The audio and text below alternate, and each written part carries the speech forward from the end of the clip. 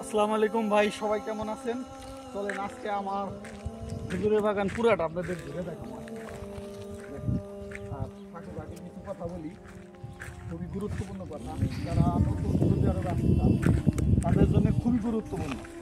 হয়তো আপনি কারো কাছ থেকে ভিসা নিছেন বা ভিসার কথাবার্তা বলতেছেন, বা কিছু বন্ধু বান্ধব আছে, আত্মীয় স্বজন আছে, তারা বলতেছে দোস্ত আয় টেনশন করিস না, আমরা আছি। কিন্তু ভাই কেউ নাই ভাই, এগুলা মিথ্যে সান্ত্বনা, এগুলা সব মিথ্যে সান্ত্বনা।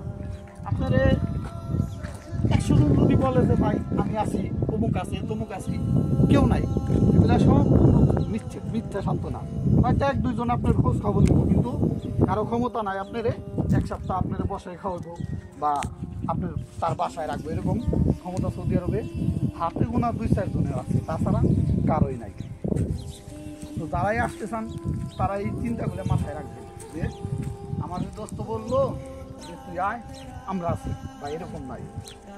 আর কাজের বাজার বর্তমানে খুবই খারাপ, কাজের বাজার অনেকটাই ভালো না।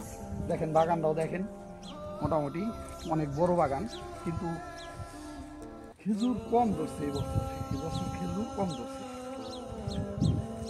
তো যাই হোক, তারা আসবেন খুবই মানে সাবধানতার সাথে আসবেন, অবশ্যই ভালো বিষয়ে আসবেন, ভালো কোম্পানির ভিসা পাইলে